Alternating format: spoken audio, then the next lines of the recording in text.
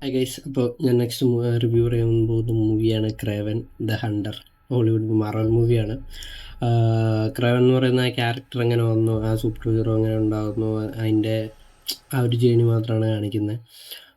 പടം കുഴപ്പമില്ല കണ്ടിരിക്കാന്നുള്ളേ ഉള്ളൂ. ഒരു മാർവൽ മൂവിയുടെ ഒരു ലെവൽ വെച്ച് നോക്കുമ്പോൾ അത്രയ്ക്കും ഒരു എക്സ്പെക്റ്റഡ് രീതിയിട്ട് എത്തിയിട്ടില്ല.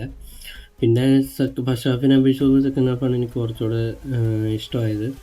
പിന്നെ എടുത്തു പറയാനുള്ളത് വെച്ചാൽ, ഞാൻ പോസ്റ്റ് ക്രെഡിറ്റ് സീൻ ഇല്ലാത്ത കാണാത്ത ഒരു മാർവൽ മൂവി ഇതായിരിക്കുമെന്ന് എനിക്ക് തോന്നുന്നു. വേറെ ഞാൻ തിയേറ്ററിൽ കുറേ നേരം നോക്കിയിട്ട് പോസ്റ്റ് ക്രെഡിറ്റ് സീൻ വന്നിട്ടില്ല.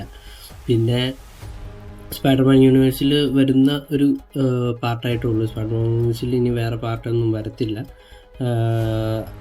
ഇതിനൊരു വേറെ സെക്കൻഡ് മൂവി ആയിട്ട് വരത്തില്ല. ഈ ക്യാരക്ടറിനെ ജസ്റ്റ് ഇൻട്രൊഡ്യൂസ് ചെയ്ത് വെച്ചിട്ടുണ്ടെന്ന്